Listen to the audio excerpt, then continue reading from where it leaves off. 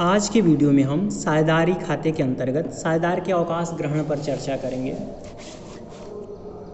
किसी साझेदार के अवकाश ग्रहण के से तात्पर्य साझेदार का फर्म छोड़कर चले जाने से है। कोई साझेदार वृद्धावस्था के कारण, अस्वस्थता के कारण, असमर्थता के कारण या पारस्परिक मतभेद के कारण से फर्म से अवकाश ग्रहण कर सकता है। भारतीय साझेदारी अधिनियम 1932 की धारा 32(1) के अनुसार एक साझेदार अवकाश ग्रहण कर सकता है।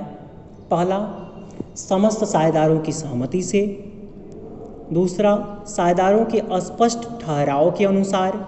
और तीसरा, ऐच्छिक साझेदारी में साझेदार अपने अवकाश ग्रहण करने की इच्छा की लिखित सूचना शेष साझेदारों को देता है। एक बार फिर से देखिएगा, कोई साझेदार के अवकाश ग्रहण करने की जो स्थितियां हैं या किस कंडीशन में कोई साझेदार अवकाश ग्रहण कर सकता है। पहला है समस्त साझेदारों की सहमति से। समस्त साझेदारों की इस पर सहमति होनी चाहिए, ठीक है। दूसरा, साझेदारों के स्पष्ट ठहराव के अनुसार, सभी साझेदारों के मध्य एक स्पष्ट ठहराव होना चाहिए, ठीक है। ठहराव या संलेख के अनुसार साझेदार अवकाश ग्रहण कर सकता है। तीसरा, अगर साझेदारी ऐच्छिक है तो साझेदार अपने अवकाश ग्रहण की इच्छा की लिखित सूचना शेष साझेदारों को देता है, ठीक है। अवकाश ग्रहण करने वाले साझेदार को देय राशि का निर्धारण।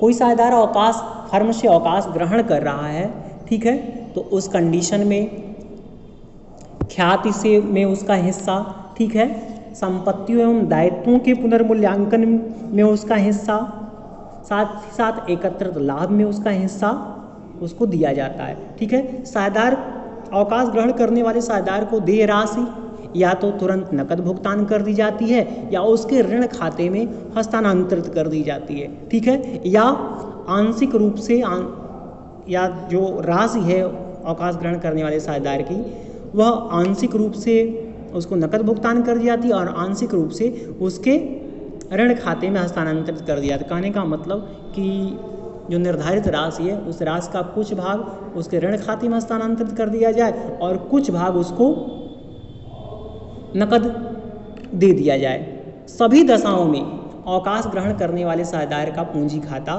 बंद हो जाता है, ठीक है। एक बार फिर से देखिएगा, साझेदार के अवकाश ग्रहण के समय, ठीक है, ख्याति में से उसका हिस्सा, ठीक है, संपत्ति एवं दायित्वों के पुनर्मूल्यांकन में उसका हिस्सा तथा एकत्रित लाभ में उसका हिस्सा उसको दिया जाता है, ठीक है,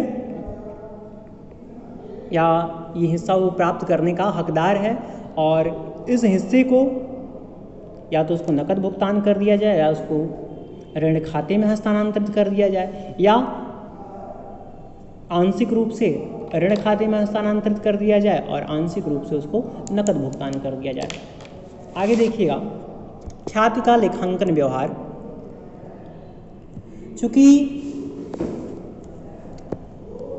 ख्याति सभी साझेदारों के प्रयास का परिणाम होती है, अतः जो साझेदार फर्म से अवकाश ग्रहण करता है वो साझेदार अब फर्म के भविष्य में होने वाले लाभों में उसका हिस्सा नहीं रहेगा। अतः इसकी क्षतिपूर्ति के लिए साझेदारों द्वारा फर्म की ख्याति में से उसको उसका हिस्सा दिया जाता है, ठीक है। और यह उचित भी है क्योंकि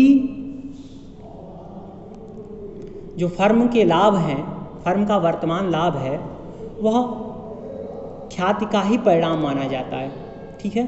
अतः साझेदारों द्वारा अवकाश ग्रहण करने वाले साझेदार को भविष्य में लाभ में हिस्सा न लेने पर होने वाले की क्षतिपूर्ति के लिए ख्याति में उसे उसका हिस्सा दिया जाता है, ठीक है। इसके लिए हम गेनिंग पार्टनर या जो रिमेनिंग पार्टनर है उनके कैपिटल या करंट अकाउंट को डेबिट करते हैं, ठीक है, और जो रिटायरिंग पार्टनर है या जो अवकाश ग्रहण करने वाला साझेदार उसके कैपिटल और करंट अकाउंट को हम क्रेडिट करते हैं। नरेशन आपका बन जाएगा, retiring partner share of goodwill adjusted to remaining partner in their gaining ratio, ठीक है।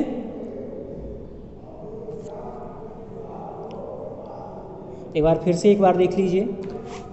साझेदार के अवकाश ग्रहण से तात्पर्य किसी साझेदार के फर्म को छोड़कर चले जाने से है, ठीक है, या फर्म से अवकाश ग्रहण कर लेने से है।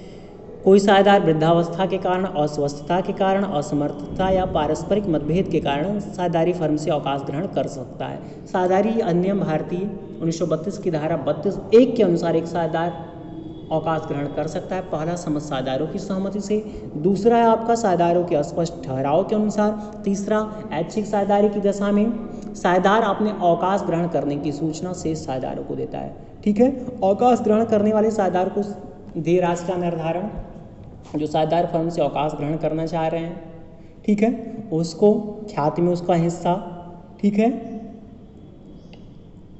संपत्तियों एवं दायित्वों के पुनर्मूल्यांकन में उसका हिस्सा, एकत्रित लाभ में उसका हिस्सा दिया जाता है। यह राशि उसको नकद दी जा सकती है या उसके ऋण खाते में हस्तांतरित कर दिया जाता है, या आंशिक रूप से ऋण खाते में हस्तांतरित कर दी जाती है और आंशिक रूप से उसको नकद भुगतान किया जा सकता है। खाते के लेखांकन व्यवहार के लिए गेनिंग पार्टनर के कैपिटल और करेंट अकाउंट को हम डेबिट करते हैं, और रिटायरिंग पार्टनर जो साझेदार अवकाश ग्रहण करता है उसके कैपिटल और करेंट अकाउंट को हम डेबिट करते हैं। नरेशन आपका बनेगा retiring partner share of goodwill adjusted to remaining partner in their gaining ratio. कहने का मतलब रिटायरिंग पार्टनर के हिस्से का जो गुडविल है वह रिमेनिंग पार्टनर के गेनिंग रेशियो में एडजस्ट किया जाता है, रिमेनिंग पार्टनर गेनिंग रेशियो में उसका समायोजन किया जाता है, ठीक है। तो आज के लिए बस इतना ही।